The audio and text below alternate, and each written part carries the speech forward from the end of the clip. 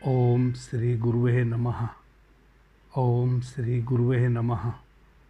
ओम श्री गुरुवे नमः। आदरणीय मित्रों, पीछे हमने पृथ्वी तत्व और जल तत्व पे चर्चा की है। पृथ्वी और जल तत्व का स्वभाव क्या है और कैसे हम पृथ्वी जल तत्व का साधन करके उसको प्रगाढ़ करें। जिन मित्रों ने किसी भी माध्यम से स्वर विज्ञान के संबंध में जाना हो, हमारे द्वारा जो स्वर विज्ञान पर चर्चा हुई है वह चर्चा सुनकर किसी ने जाना हो या किन्हीं और के द्वारा जो निरंतर कहीं ना कहीं चर्चा चलती रहती है, या किसी शास्त्र में पढ़ के या अपने गुरु से या मित्र से कहीं से भी स्वर विज्ञान से संबंधित जानकारी यदि आपको मिली है। स्वर विज्ञान हमारी आती जाती श्वासों का ही विज्ञान है। कब किस रिदम में किस स्वर से नासिका से हमारी श्वास चल रही है। आदरणीय मित्रों, भीतर आती श्वास यानी कि पूरक, जब श्वास का पूरक हो रहा है तब वही श्वास जो साधारण सी दिखती है हमें जीवन देती है, हमारे लिए जीवन दायिनी बन जाती है। और प्रत्येक बाहर जाती श्वास हमें मृत्यु से परिचय कराती है। वही बाहर जाती हुई श्वास लौटकर यदि ना आवे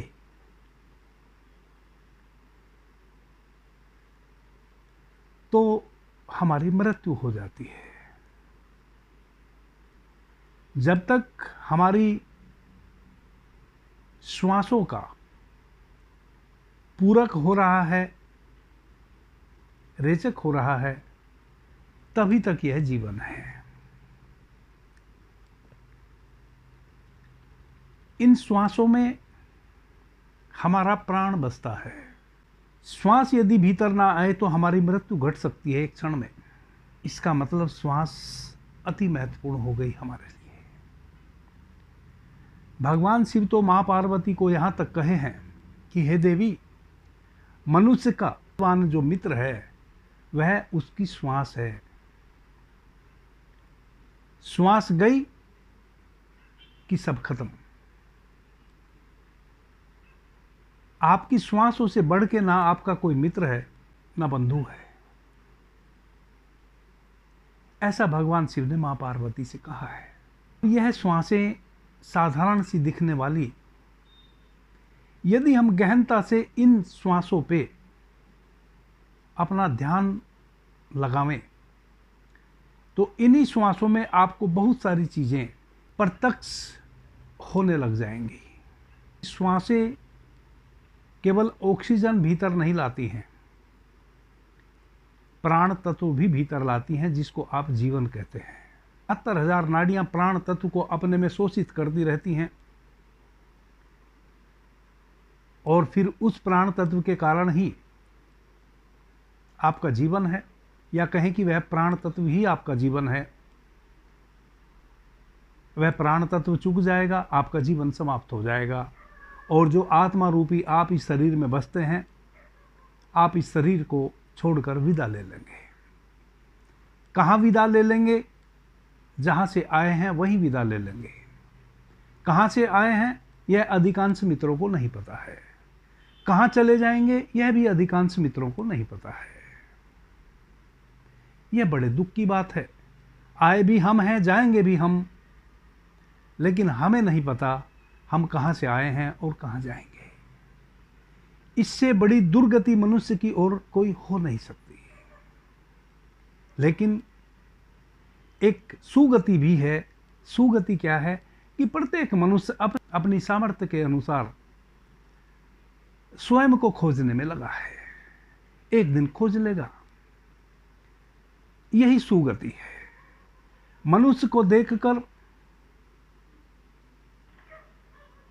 एक प्रसन्नता का कारण केवल यही बनता है कि आज नहीं कल मनुष्य अपने उस आवन जावन को कहाँ से आया है और कहाँ चला जाता है खोज ही लेगा। क्यों? क्योंकि खोज प्रत्येक मनुष्य की जारी है। भले वह अभी धन में स्वयं को खोज रहा हो, भले वह अभी पद में स्वयं को खोज रहा हो, भले वह अभी प्रतिष्ठा में स्वयं को खोज रहा हो, भले वह अभी तीर्थ यात्रा में स्वयं को खोज रहा हो, भले वह अभी शराब के नशे में स्वयं को खोज रहा हो, भले वह अभी ताश के पत्तों में स्वयं को खोज रहा हो, भले वह अभी वेश्यावृत्ति में स्वयं को खोज रहा हो, लेकिन जहां भी मनुष्य संलग्न है वहां जाने अनजाने वह खोज स्वयं को ही रहा है। क्योंकि जितनी भी मनुष्य की दौड़ है वह सब सुख पाने की है, केवल सुख पाने की है। वेश्यावृत्ति करता है सुख पाने के लिए, तीर्थ यात्रा में जाता है स्वयं के सुख के लिए, खेल तमाशे में अपने को मग्न कर लेता है स्वयं के सुख के लिए, शराब के नशे में डूब जाता है स्वयं के आनंद के लिए, सुख के लिए। अब मैं इसको सुगति क्यों कहता हूं? सुगति इसलिए कहता हूं कि सुख इन सब चीजों में कहीं भी है नहीं। क्षणिक सुख आपको इन सब जितनी चीजों का मैंने चर्चा की, क्षणिक सुख के लिए आप इन चीजों में व्रत होते हैं, लेकिन आज नहीं कल, इस जन्म में नहीं तो अगले जन्म में यह बोध एक दिन हो ही जाना है कि यह मेरा केंद्र नहीं है। यह जो क्षणिक सुखों में मैं दौड़ लगा रहा हूं, यह मेरी मंजिल नहीं है। यह मेरा वह घर नहीं है जहां से मैं इस शरीर में आया हूं। यह मेरा वह घर नहीं है जहां मैं उस शरीर को छोड़ के आया हूं। तो आज नहीं कल जितनी भी दौड़ बाहर की हो, वह एक दिन आपको भीतर आने का कारण बन जाएगी। यही सुगति है। आदरणीय मित्रों, हमारी ये श्वासें साधारण नहीं हैं, और हमारे जितने भी सदग्रंथ हैं, जितने भी अब तक ऋषि हुए, मनीषी हुए, या वर्तमान में कहीं भी कोई सदपुरुष किसी भी रूप में सजीव है, जीवित है, और जिन्होंने थोड़ा भी अनुभव स्वयं का किया है, वह सदैव चिल्ला चिल्ला कर कहते रहते हैं कि इन बेशकीमती श्वासों को व्यर्थ नहीं गवाओ। यह बड़ी कीमती है। इनको व्यर्थ गंवाना बाद में बहुत बड़ा पछतावा हो जाएगा। और जब आपके भीतर पछतावे का भाव उठेगा, वह समय होगा जब आप अंतिम श्वास ले रहे होंगे भीतर, जब आप एक एक श्वास के लिए तड़प रहे होंगे। अभी श्वास बाहर गई और आपका एक एक रोमा रोमा, आपकी सारी इंद्रियां वापस श्वास आए उसके लिए तड़प रही हैं, और फिर बहुत प्रतीक्षा करा के श्वास भीतर आती है। जब मनुष्य अंतिम श्वास ले रहा होता है, या कोई भी प्राणी अंतिम श्वास ले रहा होता है, तब एक श्वास से दूसरे श्वास के बीच में इतना गैप हो जाता है कि आपकी एक एक इंद्रिय, आपका एक एक रोमा रोमा, आपकी एक एक कोशिका, आपकी एक एक ग्रंथि, आपका एक एक सेल श्वास के लिए तड़पता है। और श्वास अब आएगी नहीं, क्योंकि श्वास तो आप जितनी आपको प्रकृति के द्वारा, परमात्मा के द्वारा इस शरीर को जीवित रखने के लिए मिली थी, वह तो आप ले लिए, वह तो चुक गई। उन सभी श्वासों को तो आप जी लिए। यह भी बड़ी दुर्गति का कारण बनता है। जब आप अंतिम श्वास ले रहे होते हैं और दूसरी श्वास जो बाहर गई, जो श्वास आपकी बाहर गई, जिस श्वास का रेचक हुआ, और वह श्वास अब पूरक के लिए तैयार नहीं है, भीतर आने के लिए तैयार नहीं है, और एक एक रोवां रोवां मनुष्य का तड़प रहा है। आंखें फट जाती हैं और श्वास है कि आने का नाम नहीं लेती। और वह जो प्राण शक्ति आपकी 72,000 नाड़ियों में प्रत्येक श्वास के साथ भीतर आती है, वह प्राण शक्ति भी चुक जाती है। और फिर आत्म तन तरु से पक्षी उड़ने को तैयार है। फिर इस घोंसले को छोड़कर वह जो श्वेत केतु आपके भीतर बसता है, वह इसको छोड़कर उड़ने के लिए तैयार हो जाता है। ऐसी अवस्था हमारी आ जाती है। आदरणीय मित्रों, यदि आपने श्वासों को समझा हो, यदि आपने श्वासों के महत्व को समझा हो, यदि आपने अपने जीवन की एक एक श्वास का बहुमूल्य उपयोग किया हो, तब फिर वैसी घटना नहीं घटती।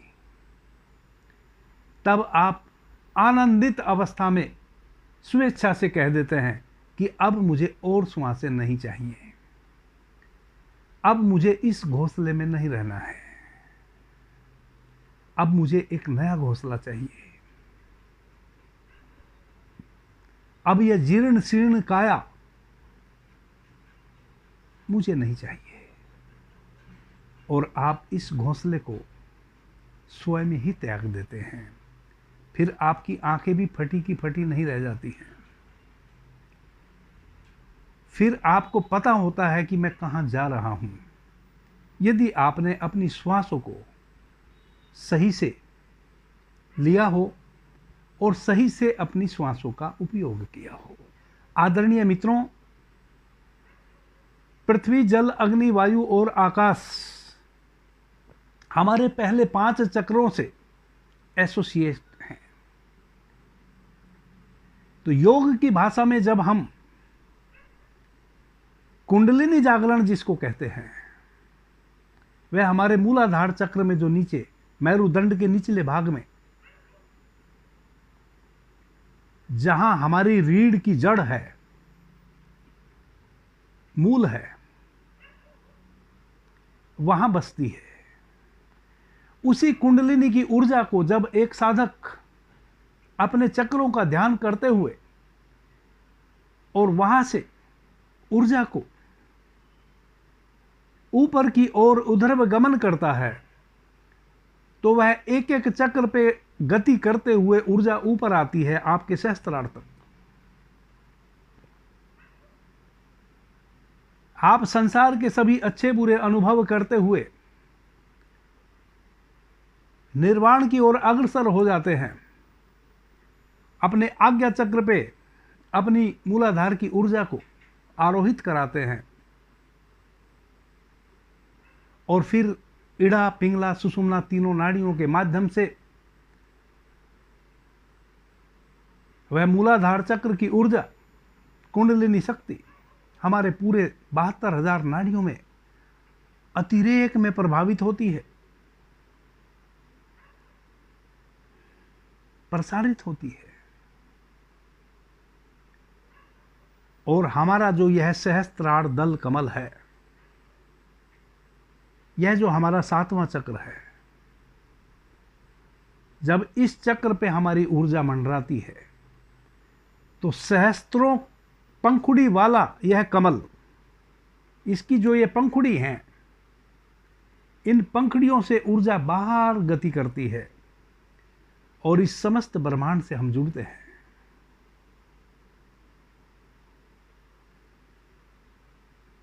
तो हमारे जो चक्र हैं और हमारी श्वासों में जो 5 तत्व हैं और हमारी जो ईंड़ा, पिंगला, सुषुम्ना 3 नाड़ियां हैं,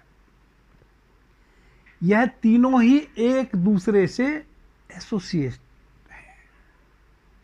इन तीनों का एसोसिएशन है, तीनों आपस में जुड़े हैं, तीनों का योगदान है आपके सांसारिक सुखों में के लिए भी और आपके उस आध्यात्मिक अनुभव के लिए भी जो आपको यह बोध कराता है कि आप कहाँ से आए हैं, क्यों आए हैं। और स्वर विज्ञान तो कहता है कि कब आपने जाना है, यह भी आपको पहले ही पता चल जाता है यदि आप अपनी श्वासों को अच्छे से जीते हैं। और कहाँ जाना है, यानी कि वहाँ जाना है जहाँ से हम आए थे, वह भी आपको बोध हो जाता है। तो हमारी इड़ा, पिंगला, सुषुम्ना तीनों नाड़ियां हमारे मूलाधार चक्र से ही हमारे आज्ञा चक्र तक आई है। तो इड़ा और पिंगला दोनों नाड़ी आपका जो मेरुदंड है उसके दायां बायां ऐसे सांप की तरह फनाहाकार आपके मेरुदंड से ऊपर आपके आज्ञा चक्र पे टिकी है।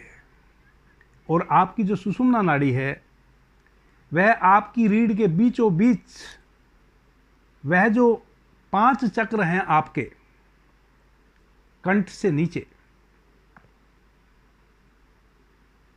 उन सभी चक्रों को भेदते हुए आपके आज्ञा चक्र पे आके टिकी है, 6ठे चक्र पे। पीछे हमने इतनी सारी चर्चाएं की हैं, किस स्वर में हमें कौन सा कार्य करना चाहिए, किस स्वर में हमें कौन सा कार्य नहीं करना चाहिए। पीछे हम बहुत चर्चा करके आए हैं, लेकिन उन सभी चर्चाओं का और स्वर विज्ञान को किसी भी रूप में आपने जाना है, उसका संपूर्ण लाभ तो आपको तभी मिल पाएगा जब आप ठीक प्रकार से श्वास ले रहे हों। ठीक प्रकार से श्वास लेने का मतलब है कि आपकी श्वासें सद गई हों। जब आप चाहें तब आप सूर्य स्वर से श्वास लेवें, जब आप चाहें आप चंद्र स्वर से श्वास लेवें, जब आप चाहें पृथ्वी तत्व आपकी श्वासों में चल रहा हो, जब आप चाहें तो अग्नि तत्व आपकी श्वासों में चल रहा हो। क्योंकि यह जो हमारी श्वासों में पृथ्वी, जल, अग्नि, वायु, आकाश 5 तत्व बारी बारी से निग्रह करते हैं। इन 5 तत्वों का अपना मूल्य है। हमारे जीवन में बहुत से ऐसे कार्य हैं जो हमें अग्नि तत्व में करने चाहिए, बहुत से ऐसे कार्य हैं जो हमें जल तत्व में करने चाहिए, या फिर पृथ्वी तत्व में करने चाहिए, या वायु तत्व में, या आकाश तत्व में करने चाहिए। तो ठीक प्रकार से श्वास लेने का मतलब यह हुआ कि हमें 5 तत्वों की नॉलेज होनी चाहिए, 5 तत्वों की हमारे पास साधना होनी चाहिए, 5 तत्वों का स्वाद, 5 तत्वों का रंग, 5 तत्वों का यंत्र और 5 तत्वों का मंत्र और 5 तत्वों का हमारे शरीर में मेरुदंड में स्थित चक्र, इन सब का हमें अनुभव होना चाहिए और यह सब हमें सधे हुए हों। यदि मुझे अग्नि तत्व में कोई कार्य करना है, कोई ऐसा कार्य मैं करने जा रहा हूं जिसके लिए मेरा अग्नि तत्व मेरी श्वासों में चल रहा होना जरूरी है, तो यह इस प्रकार से सद जाना चाहिए कि जैसे ही मैं अपने अग्नि तत्व से संबंधित चक्र का ध्यान करूं और उसके मंत्र का उच्चारण करूं मन ही मन, और अपने आज्ञा चक्र पे अग्नि तत्व का जो त्रिकोणीय यंत्र है उस यंत्र का भाव करूं और अग्नि तत्व का जो स्वाद है अपने कंठ में उस स्वाद को महसूस करूं, तो अग्नि तत्व मेरी श्वासों में सक्रिय हो जाए तुरंत, और फिर मैं उस कार्य को कर लूं। कई मित्र कहते हैं, कल वाले वीडियो में 2-3 मित्रों के प्रश्न हैं कि यदि पृथ्वी तत्व में मुझे कोई कार्य करना है और मैं पृथ्वी तत्व में घर से निकला और जहां मुझे जाना है उस कार्य को पूरा करने हेतु वहां जाते जाते, चूंकि पृथ्वी तत्व तो 20 ही मिनट चलता है और उसकी अवधि पूरी हो गई, तो क्या मैं अब वापस आ जाऊं उस काम को बगैर किए? बिल्कुल सही प्रश्न है। तो ऐसे मित्रों के लिए मैंने विस्तार से एक वीडियो बनाया है पीछे, भाग 1, 2 और 3, संपूर्ण स्वर विज्ञान। आप उन 3 वीडियो को बारी बारी से सुने। उस वीडियो को सुन के आपको समझ आएगा कि आपको क्या करना चाहिए। प्रत्येक वीडियो में मैं अब चर्चा नहीं कर सकता उन पुरानी बातों की। स्वर विज्ञान एक साधना है और इसका लाभ केवल और केवल वही लोग ले पाएंगे जिन्होंने इसको साध लिया है, वरना तो नहीं ले पाएंगे। आपने बिल्कुल सही कहा कि 20 मिनट के पश्चात आपका पृथ्वी तत्व बदल जाएगा। पृथ्वी तत्व के बाद तो फिर जल तत्व चलने लगेगा, उसके बाद तो फिर आकाश तत्व चलने लगेगा, और आकाश तत्व में तो कोई काम करना ही नहीं है। लेकिन इसमें स्वर विज्ञान का दोष नहीं है, वह तो आपकी एक नेचुरल प्रक्रिया है तत्वों की। 2.5 घड़ी 1 घंटे में आपका स्वर बदलता है नेचुरली, लेकिन किन्हीं किन्हीं मित्रों को तो नहीं बदलता है, 24 घंटे एक ही स्वर चल जाता है। जब आप नेचुरली आपके स्वर चल रहे हों तिथि के अकॉर्डिंग और प्रत्येक 1 घंटे में आपके स्वर चेंज हो जाते हों, तो वायु तत्व आपका पहले चलता है 8 मिनट, अग्नि तत्व फिर 12 मिनट चलता है, पृथ्वी तत्व फिर 20 मिनट चलता है, जल तत्व फिर 16 मिनट चलता है और आकाश तत्व फिर 4 मिनट चलता है।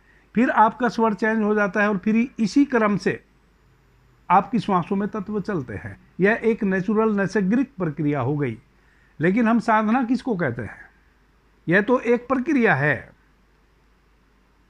साधना क्या है? साधना है कि जब हम चाहें जिस तत्व का निग्रह हमारी श्वासों में हमारे लिए अनिवार्य हो, हमारे चाहने मात्र से वह तत्व सक्रिय हो जाए, हमारे चाहने मात्र से वह स्वर सक्रिय हो जाए, जिस स्वर में हमें अद्भुत काम अपने करने हों,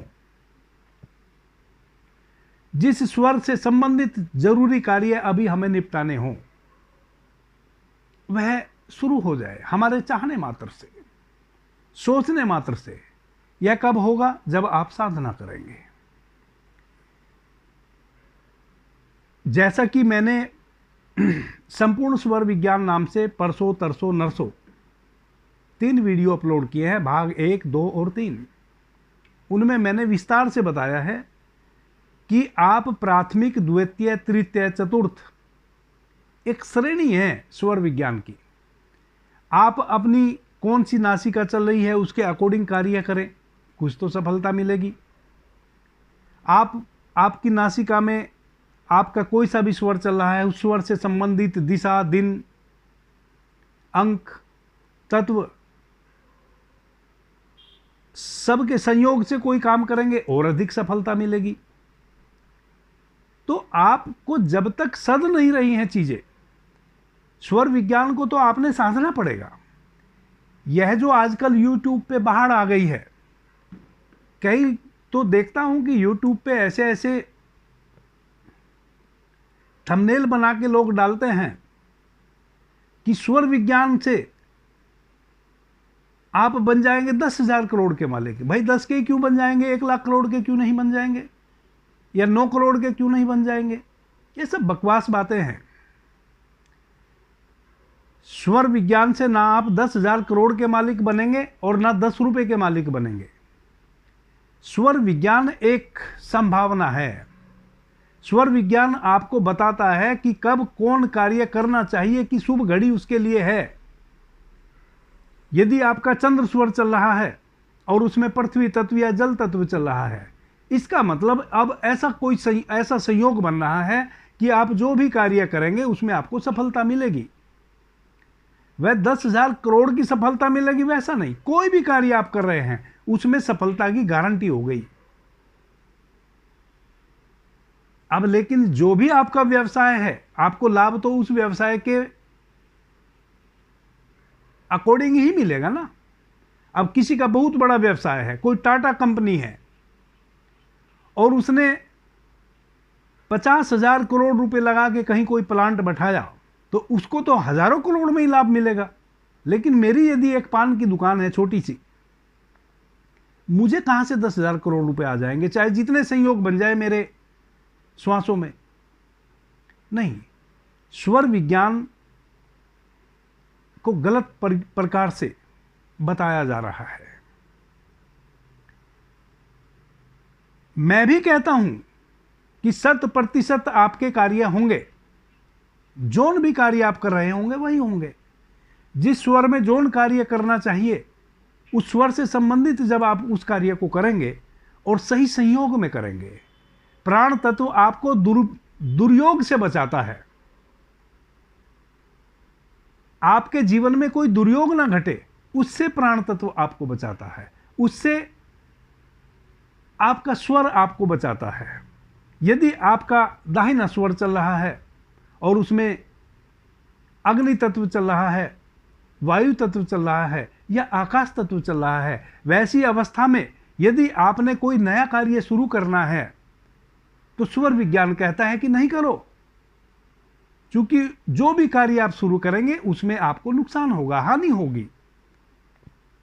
वैसे ही उसके उलट यदि आपका सूर्य ही स्वर चल रहा है लेकिन उसमें पृथ्वी तत्व या जल तत्व चल रहा है, तो यह एक संयोग हो गया, यह एक गुण संयोग हो गया, यह एक अच्छा शुभ संयोग हो गया। इस संयोग में जो सूर्य स्वर से संबंधित चर कार्य आपको करने चाहिए, वह कार्य यदि आप करेंगे तो आपको सफलता मिलेगी। अब यदि आपने बड़ी फैक्ट्री लगाई तो उस बड़ी फैक्ट्री के अकॉर्डिंग आपको लाभ मिलेगा। यदि आपने एक छोटी सी दुकान खोली है तो छोटी सी दुकान के अकॉर्डिंग आपको लाभ मिलेगा। आपने 10,000 रुपये खर्च करके एक छोटी सी दुकान खोली है तो आपको लाख रुपए की इनकम कैसे हो जाएगी? नहीं होएगी। हाँ, स्वर विज्ञान कहता है कि वह जो 10,000 रुपये लगा के आपने एक छोटी सी दुकान खोली है, वह 10,000 रुपये आपके हमेशा आपको डेवलपमेंट की ओर लेके जाएंगे। वही 10,000 रुपये एक दिन आपके लाख रुपए बन जाएंगे। यानी कि उस बिजनेस में आपको घाटा नहीं होने वाला है। बस इस संभावना को प्रकट करता है स्वर विज्ञान और दुर्योग होने से बचाता है। इसलिए स्वर विज्ञान बहुत महत्वपूर्ण विज्ञान है। लेकिन किसी के गलत झांसे में नहीं हम आए, हमें इसको साधना पड़ेगा। हमें साधना, जब मैं कहता हूं साधने का मतलब है कि जब हम स्वर विज्ञान को साध लेंगे उस समय हमें क्षण क्षण का पता होगा कि अब मेरी श्वासों में कौन सा तत्व चल रहा है और मैं जिस कार्य के लिए जा रहा हूं उसकी दिशा क्या मेरे लिए अनुकूल है या प्रतिकूल है। आपको प्रत्येक क्षण आप किसी से बात कर रहे हैं, तुरंत आपको ख्याल में आएगा कि अभी आपका कौन सा स्वर चल रहा है। यदि आपका सूर्य स्वर चल रहा है, उसमें अग्नि तत्व चल रहा है या आकाश तत्व चल रहा है, अग्नि तत्व चल रहा है तो निश्चित रूप से जरा भी कुछ उल्टी सीधी सामने वाले ने बात कह दी, आप उस पर बरस जाएंगे और आपके बरसने के कारण आपका नुकसान हो सकता है। यदि आकाश तत्व चल रहा है तो जो भी आप बोलेंगे, जो भी सामने वाले को आप कहेंगे, वह उसकी समझ में नहीं आने वाला है, वह उसका उल्टा ही अर्थ लगाएगा और आपको नुकसान हो जाने वाला है। तो इस प्रकार से जब आप साधना करेंगे स्वर की, सबसे पहले अपनी श्वासों को बदलना सीखें, उसके बाद तत्वों की पहचान करें, उसके बाद तत्वों का ध्यान करें। तत्वों का ध्यान करेंगे तो जब आप चाहेंगे तब तत्व आपके श्वासों में सक्रिय हो जाएंगे। पीछे मैंने पृथ्वी तत्व का ध्यान बताया है, जल तत्व का ध्यान बताया। आज मैं बाकी के अग्नि तत्व, वायु तत्व और आकाश तत्व तीनों में अभी इसी वीडियो में चर्चा करने वाला हूं। आदरणीय मित्रों, अग्नि तत्व का जो चक्र है, नाभि के जस्ट पीछे हमारे मेरुदंड में, यह मणिपुर चक्र है। जब हम कहते हैं कि नाभि से श्वास लो, इसका मतलब क्या हुआ? इसका मतलब हुआ कि अपनी श्वासों को मणिपुर चक्र तक जाने दो। हमारा जो अग्नि तत्व हमारी श्वासों में बहता है, उससे एसोसिएट है, उससे इसका संबंध है, गहरा संबंध है। जब हमारा प्राण तत्व मणिपुर चक्र से गुजरता है सुषुम्ना के माध्यम से, तो वहां एक यंत्र बनता है हमारी श्वासों के घर्षण से, वह बनता है त्रिभुजाकार, और उसका जो कलर है वह होता है लाल। मणिपुर चक्र कमल की 10 पंखुड़ी के जैसे पीले रंग का होता है, और उस पीले रंग के कमल के फूल में, कमल दल में एक त्रिभुजाकार आकृति बनती है ऊर्जा से, जिसका कलर लाल होता है। वह ही अग्नि का प्रतीक है। यह बहुत महत्वपूर्ण चक्र है मित्रों। प्राण ऊर्जा के मणिपुर चक्र में भंडार भरे हैं। मणिपुर चक्र को कहते हैं मणियों का नगर। मणि माने मोती, पुर माने शहर, नगर। तो मणिपुर जो चक्र है वह मोतियों का नगर है। यह हमारी चेतना को पृथ्वी से सूक्ष्म की ओर प्रेरित करने में हमारा सहयोग करता है, चूंकि यह प्राण तत्व से ओतप्रोत है। आदरणीय मित्रों, हमारे शरीर के भीतर जो 72,000 नाड़ियां हैं, मैं बार बार उसकी चर्चा करता हूं। उन 72,000 नाड़ियों में प्राण का जो प्रवाह होता है वह हमारे मणिपुर चक्र यानी कि नाभि चक्र के माध्यम से ही होता है। हमारा जो मणिपुर चक्र है वहां से 10 नाड़ियां ऊपर की ओर हमारे शरीर में गति करती हैं, 10 नाड़ियां नीचे की ओर गति करती हैं, 2 नाड़ियां हमारे दाहिनी तरफ दाईं कुक्षी में गति करती हैं, 2 नाड़ियां हमारी बाईं कुक्षी में गति करती हैं, और इन सभी नाड़ियों में प्राण का प्रवाह हमारे मणिपुर चक्र से होता है। फिर यह 24 नाड़ियां हमारे शरीर की 72,000 नाड़ियों में उस प्राण का प्रवाह करती हैं। मणिपुर चक्र का महत्व आप समझ गए होंगे कि वह जो हम श्वासों के माध्यम से प्राण तत्व भीतर लेते हैं, उस प्राण तत्व को स्टोर करता है मणिपुर चक्र, और फिर वह हमारी 72,000 नाड़ियों में उसको अनुदान करता है उस प्राण तत्व का। तो यह प्राण तत्व से ओतप्रोत हमारा चक्र है। हमारी जो सूक्ष्म चेतना है उसको इस ब्रह्म से जोड़ने का, सेतु का कार्य हमारा यह मणिपुर चक्र करता है। आदरणीय मित्रों, मणिपुर चक्र एक कार्य और करता है। जिस व्यक्ति का, जिस साधक का मणिपुर चक्र सक्रिय हो जाता है उस पे लक्ष्मी मेहरबान हो जाती है। स्वर साधक का जब मणिपुर चक्र सक्रिय हो जाता है ध्यान करने से, तो लक्ष्मी स्वयं उसको आशीष देने आती है। लक्ष्मी भगवान विष्णु की स्त्रीण शक्ति कही जाती है, सृजनात्मक शक्ति कही जाती है। तो लक्ष्मी स्वर विज्ञान के साधक का रक्षा करती है। धन, सौंदर्य और सौभाग्य की देवी मानी जाती है, और भगवान विष्णु सृष्टि के संरक्षक माने जाते हैं। लक्ष्मी की जो अवधारणा है वह मणिपुर चक्र को सक्रिय बना के चेतना को उसके तल पर तरंगायित करने का प्रतीक है। जब आपका मणिपुर चक्र पे आपकी ऊर्जा स्थिर हो जाती है कि अग्नि तत्व के ध्यान से मणिपुर चक्र को, या कहें कि अग्नि तत्व को साध लेते हैं, तब आपके जो चेतना है वह आपके मणिपुर चक्र पे तरंगायित होने लगती है। तो स्वयं मां लक्ष्मी आपसे प्रसन्न होकर आपकी रक्षा सुरक्षा करने में लग जाती है। आदरणीय मित्रों, अग्नि तत्व का ध्यान कैसे करें? अग्नि तत्व का जो यंत्र है वह त्रिकोण है, त्रिभुजाकार, और उसका जो रंग है वह लाल है। वह जब आपकी श्वासों में बहता है तो 4 अंगुल बहता है। उसका जो स्वाद है वह तीखा है, मिर्ची वाला तीखा। जैसे आपने मिर्ची का स्वाद जाना हो तो जो मिर्ची का स्वाद है तीखा, वह उसका स्वाद है। अग्नि तत्व का जो मंत्र है वह है रम, रम, रा और उस पे अंक की बिंदी, रम। यदि आपने अग्नि तत्व को साधना है तो आप 2 प्रकार से साध सकते हैं, कहें कि 3 प्रकार से आप साध सकते हैं। जब आप अपनी नाभि पे ध्यान देते हैं तब आपकी जठराग्नि प्रदीप्त होती है। जितने भी पेट से संबंधित रोग हैं वह आपके मणिपुर चक्र से संबंधित है।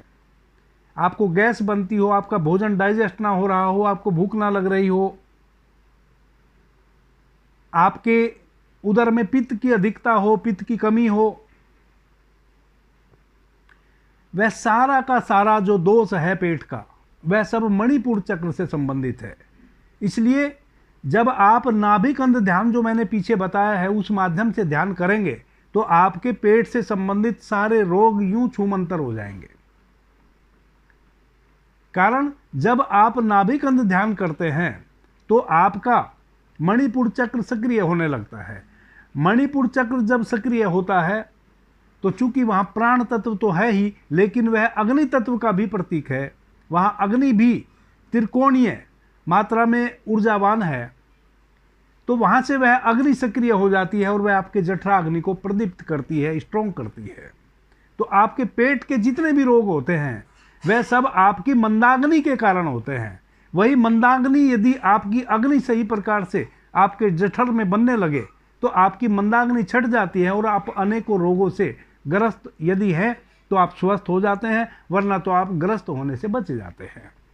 अग्नि तत्व का ध्यान आप 3 प्रकार से कर सकते हैं। या तो आप अपने मणिपुर चक्र पे ध्यान करें। मणिपुर चक्र तो आपको समझ आएगा नहीं, क्योंकि वह तो रीढ़ में चक्र, कोई ऐसा चक्र नहीं होता है कि कोई वहां मतलब लोहे का कोई यंत्र बना हुआ है। वह केवल जो आपकी नाड़ियां हैं, इड़ा, पिंगला और सुषुम्ना। सुषुम्ना नाड़ी अकेली नहीं है, उसके भीतर फिर 3 नाड़ियां हैं। चित्रा नाड़ी है, ब्रह्म नाड़ी है, उसके भीतर फिर 3 नाड़ियां हैं। तो वह जो सुषुम्ना में 3 नाड़ियां हैं और इड़ा और पिंगला उसके रीढ़ के माध्यम से ऐसे आपको गई है उलझते हुए, सांप की तरह लहरते हुए, वह उनका एक कोण बन जाता है। वहां प्रत्येक चक्र पे आपकी जो यह 3 नाड़ियां हैं, इड़ा, पिंगला, सुषुम्ना, इन्हीं 3 नाड़ियों का कोण बन जाता है। यह वहां एक कोण बना लेती हैं,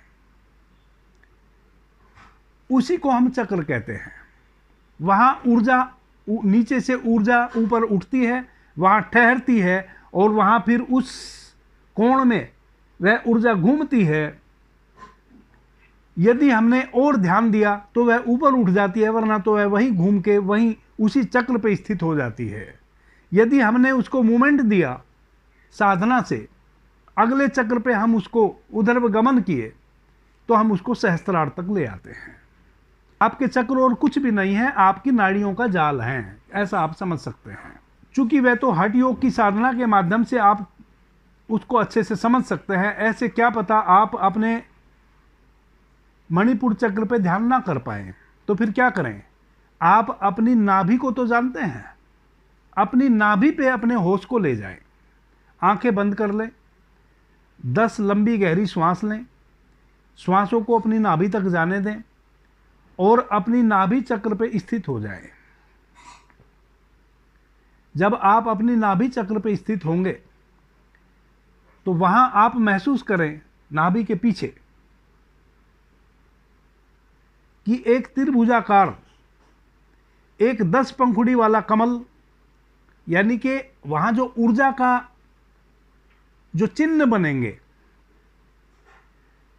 जैसे येलो कलर का एक चिन्ह बनेगा, वो चिन्ह आपको ऐसा प्रतीत होगा जैसे एक कमल का फूल खिला हो और उसमें 10 पंखुड़ियां ऐसे ऊपर की ओर उठी हों और उनका कलर पीला हो, चमकीला।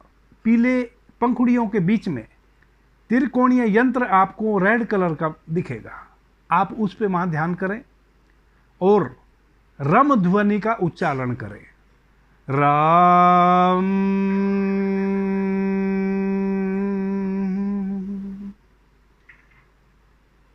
राम,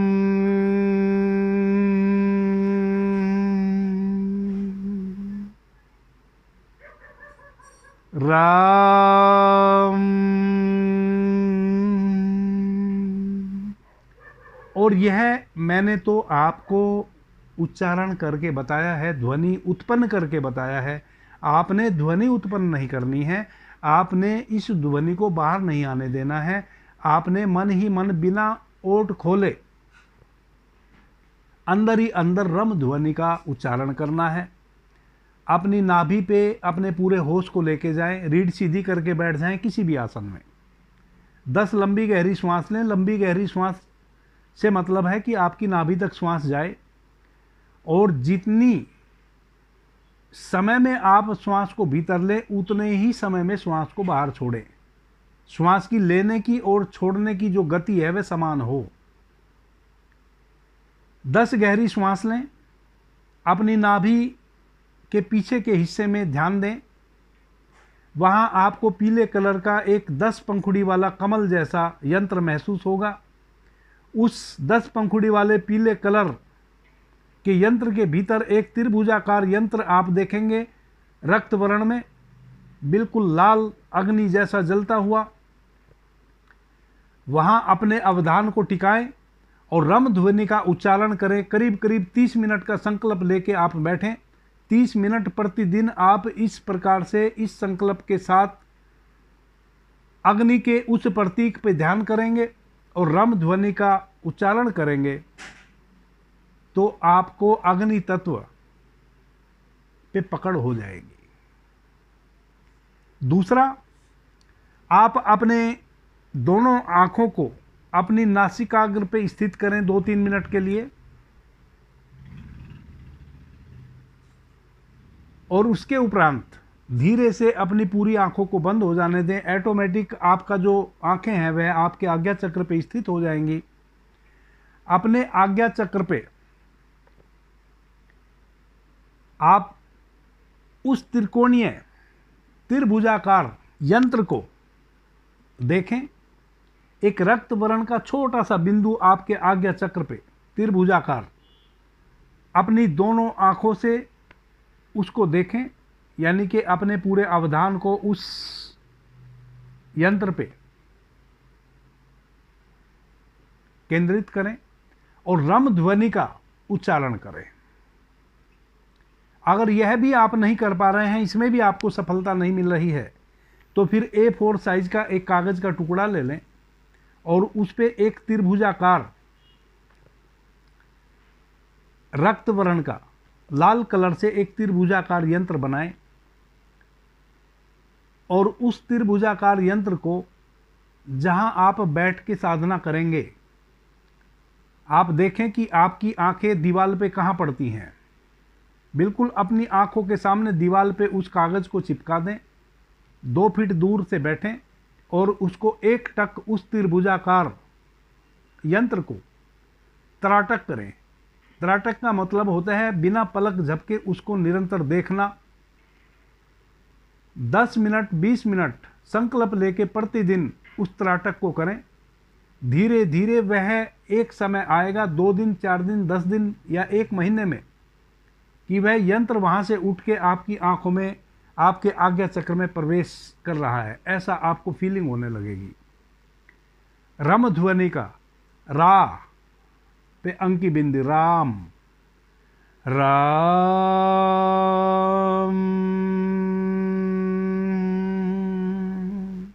मन ही मन राम ध्वनि का उच्चारण करें। 2 से 3 महीने में, किन्हीं मित्र को 1 सप्ताह में भी सध सकता है। जब वह यंत्र आपको ऐसा लगे कि अब वह यंत्र उठ के आपके भीतर, आपके आज्ञा चक्र में समा गया है, समझे कि वह यंत्र अब आप बिना दीवार पे देखे भीतर भी देख सकते हैं। आप जब भी आंख बंद करेंगे और उस यंत्र का ध्यान करेंगे वह आपको दिखने लग जाएगा। फिर आप बिना यंत्र पे त्राटक किए अपने आज्ञा चक्र में ही उस यंत्र को फील करें, बैठ जाएं शांति से और रम मंत्र की ध्वनि का उच्चारण करें। जब रम मंत्र की ध्वनि एक दिन बिना उच्चारण किए जैसे ही आप भाव करें अग्नि तत्व के उस प्रतीक का और उस मंत्र का, रम मंत्र का, तैसे ही ऑटोमेटिक रम ध्वनि आपके भीतर उद्घाटित होने लगे, तब समझो कि अब अग्नि तत्व आपको सद गया।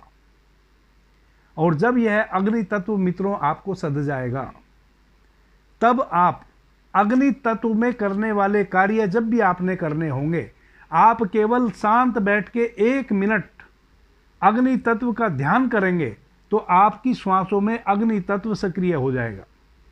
और जब तक आप उसका संकल्प लेंगे तब तक के लिए वह सक्रिय हो जाएगा। 1 घंटा 2 घंटा पूरा दिन, जितनी देर आप चाहेंगे उतनी देर आपका अग्नि तत्व आपकी श्वासों में सक्रिय हो जाएगा। वीडियो बहुत लंबा हो जाएगा और मैं नहीं चाहता हूं कि अब मैं स्वर विज्ञान से संबंधित वीडियो को और इसके अतिरिक्त दूसरा वीडियो पे मैं चर्चा करूं। इसी प्रकार से आपके जो बाकी तत्व हैं, वायु तत्व और आकाश तत्व, उनका भी ध्यान आप वैसे ही कर सकते हैं। उनके स्वभाव आप पहले जान चुके हैं वीडियो में। यदि आपने वायु तत्व का ध्यान करना है तो वायु तत्व का जो चक्र है वह कौन सा है? वायु तत्व का जो चक्र है वह है अनाहत चक्र। जस्ट आपका जो हृदय है, आपके हृदय के बिल्कुल पीछे आपकी रीढ़ में, उसको हम कहते हैं अनाहत चक्र। यह बड़ा महत्वपूर्ण है। आपके हृदय में उस अनाहत चक्र में आपकी चेतना बसती है। यह वायु तत्व का प्रतीक है। और अनाहत का मतलब होता है जहां कोई, यानी कि कोई टकराहट जहां ना हो, बिना किसी आहट के एक निरंतर हमारी श्वासों के निग्रह से एक ध्वनि उत्पन्न हो रही है, जिसको हम कहते हैं सोहम। सोहम, सोहम मंत्र का आपने विस्तार से बहुत बार मेरे माध्यम से भी और किन्हीं के माध्यम से भी जाना होगा। गुरु गोरखनाथ जी कहते हैं कि मनुष्य 24 घंटे में 21,600 श्वास लेता है, यदि वह स्वस्थ है, वह दम्मे का पेशेंट ना हो, अस्थमा का पेशेंट ना हो, तो 21,600 श्वास एक स्वस्थ मनुष्य 24 घंटे में लेता है। तो 21,600 श्वास जो मनुष्य लेता है, प्रत्येक श्वास के साथ हमारे हृदय में जो श्वासों के साथ प्राण तत्व भीतर आता है और वह हमारे अनाहत चक्र में जब प्रवेश करता है तो एक ध्वनि का निग्रह होता है। जब हम श्वास लेते हैं तो ध्वनि का निग्रह होता है सो, और जब हम श्वास को छोड़ते हैं, रेचक करते हैं, तब ध्वनि का उच्चारण होता है हम।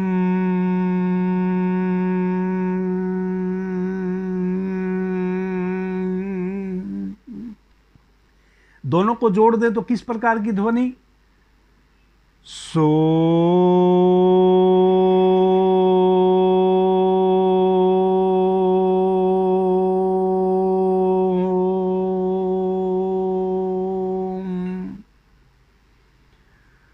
सो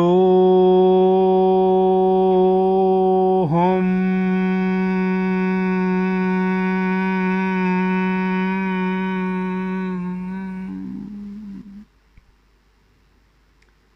यह जो सोहम की ध्वनि 21,600 श्वासों के घर्षण से हमारे अनाहत चक्र में बिना किसी टकराहट के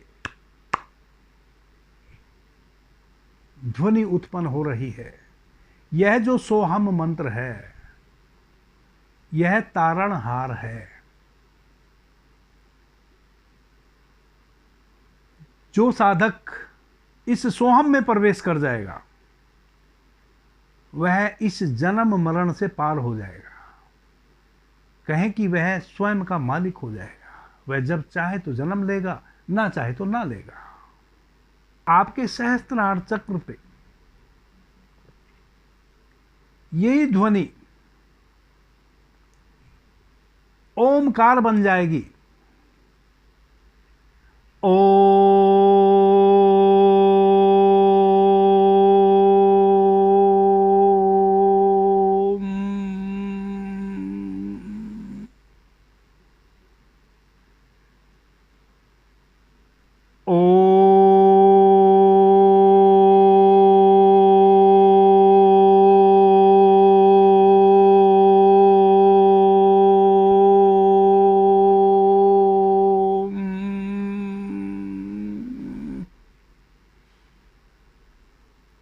यही सोहम ध्वनि ओम बन जाएगी। और जब यही सोहम ध्वनि ओमकार में परिवर्तित हो जाएगी, तब आप उस स्थान पे पहुंच जाते हैं जहां जो अल्टीमेट है, जहां के बाद आगे कोई यात्रा बचती नहीं, जिसको भगवान कृष्ण अर्जुन से कहते हैं कि अर्जुन, जब तू अध्यात्म की आत्यांतिक ऊंचाई को छू लेगा, अल्टीमेट, तब जो ओमकार की ध्वनि का वहां से निग्रह हो रहा होगा, तब तू देखेगा कि उस ओमकार से प्रकाश झर रहा है, या आपको लगेगा कि प्रकाश से ओमकार झर रहा है। और वहां भी तू पीछे मुझे पाएगा, वह भी मेरे से ही झर रहा है, वह भी मैं हूं। ऐसा भगवान कृष्ण अर्जुन से कहे हैं गीता में। षड पंक्ति वाले कमल के समान ध्वजा, झंडा आपने देखा होगा, जैसी ध्वजा होती है, ध्वजा जैसे यंत्र, नीला हल्का ग्रीननेस लिए हुए इसका यंत्र है, या यहाँ पे अंक की बिंदी याम, और इसका चक्र है अनाहत चक्र।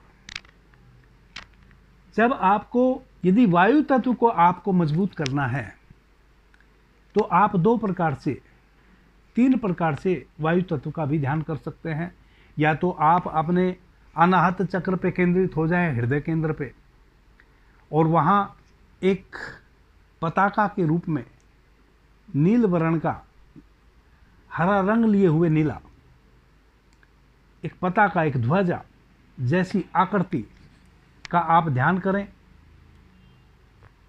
और या याम, यम ध्वनि का उच्चारण करें। यह आपको, आपका चक्र सक्रिय हो जाएगा, वायु तत्व आपको सध जाएगा। या फिर आप ध्वजा की आकृति का, या गोल बिंदु जैसा नील वर्ण का एक छोटा सा बिंदु अपने आज्ञा चक्र में फील करें। वह आपको कभी ध्वजा जैसा दिखेगा, कभी गोल दिखेगा। और याम, या के ऊपर बिंदी, लम नहीं, याम ध्वनि का उच्चारण करेंगे तो भी यह सध जाएगा। पीछे बाकी चक्रों के प्रकार से यदि आप ध्यान करते हैं,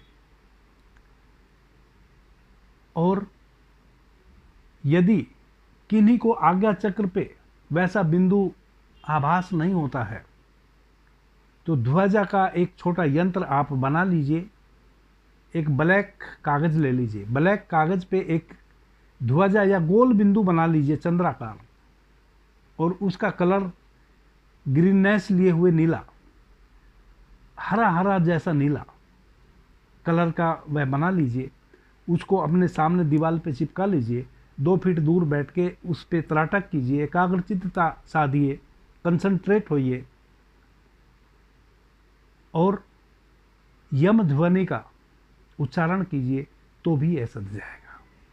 इसका अभ्यास करके अपने वायु तत्व पे अपनी मजबूती बना सकते हैं, वायु तत्व को प्रगाढ़ कर सकते हैं। इसी प्रकार से आपका आकाश तत्व, आकाश तत्व का जो बिंदु है वह छितरा हुआ, विभिन्न कलर का, बहुत रंग लिए हुए। आदरणीय मित्रों, जब आपकी श्वासों में आकाश तत्व का निग्रह हो रहा हो, तो उस समय आपकी चेतना के तल पे आप प्रगाढ़ होते हैं। उस समय यदि आप ध्यान साधना करते हैं तो वह फलित होती है। इसका जो बीज मंत्र है वह हम है, और इसका जो कलर है वह छितरा हुआ, कभी ब्लैकनेस लिए हुए, कभी ग्रीननेस लिए हुए, कई रंगों का मिश्रित कलर का आपको यहाँ बिंदु महसूस होएगा। और इसका जो मंत्र है वह है हम।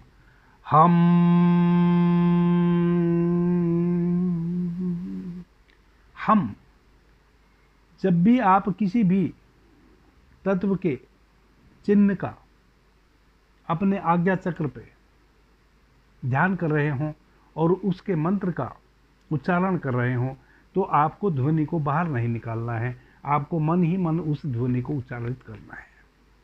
आदरणीय मित्रों, आकाश तत्व यदि आपको सध गया तो आप जब चाहें तब समाधि का अभ्यास कर सकते हैं।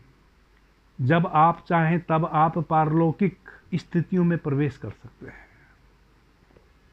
इस प्रकार से जब तक आप अपनी श्वासों को ठीक से नहीं लेंगे, ठीक से लेने का मतलब है कि आपकी श्वासों में आपको तत्वों का ज्ञान हो और तत्वों की पहचान हो और आपने तत्वों को साधा हो, ध्यान किया हो तत्वों का, कि जब आप चाहें तब जब जोन से तत्व का आप ध्यान करें वही सक्रिय हो जाए। इसको कहते हैं ठीक से श्वास लेना। इसको कहते हैं कि हमने एक भी श्वास को व्यर्थ नहीं जाने दिया। आदरणीय मित्रों, मैं आशा करता हूं कि आप कम से कम प्रत्येक तत्व का 21 दिन ध्यान तो करेंगे ही करेंगे। अब कई मित्र फिर प्रश्न करेंगे कि कब करें। आप सुबह सूर्योदय से पहले कर सकते हैं, संध्या में कर सकते हैं, किसी भी तत्व का ध्यान आप जब चाहें तब कर सकते हैं। इतना जरूर संज्ञान में रहे कि सुबह शाम की साधना जल्दी फलित होती है। यदि हम सुबह में ध्यान करेंगे तो अच्छा रहेगा। यदि हम अल्पाहार करें ध्यान करने के समय, जब हमें तत्वों को साधना हो, तो हम अल्पाहारी बने, अल्पाहार करें, ताकि हमारा मन बोझिल ना हो, नेस्ती ना आए, निद्रा ना आए, तो ज़्यादा अनुकूल होगा। आदरणीय मित्रों, कोई भी साधना यदि आपको कम समय में फलित हो, ऐसा आप चाहते हैं, तो आपको अपने भोजन पे भी नियंत्रण करना होगा। मैं ये नहीं कह रहा हूं कि आप कम भोजन करें। अल्पाहार से मेरा तो दूसरा ही मतलब है। अल्पाहार से अल्प माने कम, थोड़ा नहीं। अल्पाहार से मेरा मतलब है ऐसा आहार जो डाइजेस्ट जल्दी हो जाए। जो आपने इधर लिया उधर थोड़ी देर में ही वह डाइजेस्ट हो जाए। जब आपके शरीर की ऊर्जा भोजन को पचाने में ही लगी रहेगी, तो ध्यान में जिस ऊर्जा का उपयोग करना है वही तो वह ऊर्जा है। भाई ऊर्जा तो एक है। अब जब आप भोजन ग्रहण करते हैं, यदि आपने ऐसा भोजन ग्रहण किया जो देर से पचने वाला है, तो आपके पूरे शरीर की ऊर्जा उस भोजन को पचाने में लग जाएगी। आपके मस्तिष्क को ऊर्जा मिलेगी नहीं, इसलिए मस्तिष्क जो है वह शून्य हो जाएगा, यानी कि निद्राग्रस्त हो जाएगा। आप आंख बंद करके सो जाएंगे। तो आप अल्पाहार कीजिए जिससे ऊर्जा तो अधिक बने आपके शरीर में, लेकिन उसको पचाने में ऊर्जा का व्यय ना हो, तभी आप साधना कर पाएंगे। तो मेरा आपसे प्रार्थना है, निवेदन है, एक चक्र और उसका यंत्र और तत्व और मंत्र के साथ 21 दिन कम से कम साधना करें। जब तक वह 21 दिन सध ना जाए तब तक दूसरे किसी मंत्र को, यंत्र को हाथ न लगाएं। मैं आशा करता हूं यदि आप अल्पाहार करके और सुबह शाम समय निकाल के करीब करीब 40-45 मिनट भी अभ्यास यदि करेंगे, तो 21 दिन में निश्चित रूप से आपको स्वर सध जाएंगे। और चूंकि आप स्वर विज्ञान में आपका इंटरेस्ट है, तभी तो आप मुझे सुन रहे हैं। इसलिए मेरी आशा है, चूंकि आपका इंटरेस्ट है तभी आप मुझे सुन रहे हैं। वरना तो YouTube पे तो लाखों करोड़ों प्रकार के वीडियो अवेलेबल हैं। आप इस विषय को इसीलिए सुन रहे हैं क्योंकि आप इस विषय से अपने आप को जोड़ पा रहे हैं। आपको यह विषय भा रहा है, इसलिए आप मुझे सुन रहे हैं। इसी से मुझे भी एक आशा बंध रही है कि आप 21 दिन में निश्चित रूप से किसी एक तत्व को साधने में कामयाब हो जाएंगे। फिर 21 दिन आप दूसरे तत्व को साधें, जो तत्व सध जाए उसका प्रयोग करना अपने जीवन में शुरू करते हैं। भगवान शिव ने मां पार्वती को स्वर विज्ञान से संबंधित जो बताया है, इसके लाभ बताए हैं। मैं भगवान शिव से प्रार्थना करता हूं कि आपके जीवन में प्रत्येक मित्र जो मुझे सुन रहे हैं, भगवान शिव की आपके ऊपर कृपा हो कि आपके जीवन में स्वर विज्ञान सधे और आप स्वर विज्ञान के अनुसार अपने जीवन को जीने की शुरुआत करें, और आपकी जो अंतिम मंजिल है जिसका अभी आपको पता भी नहीं है, आप उस मंजिल को भी प्राप्त हो। अभी के लिए इतना ही। आपने मुझे ध्यान से प्रेम से सुना, उससे मैं बहुत अनुग्रहित हूँ।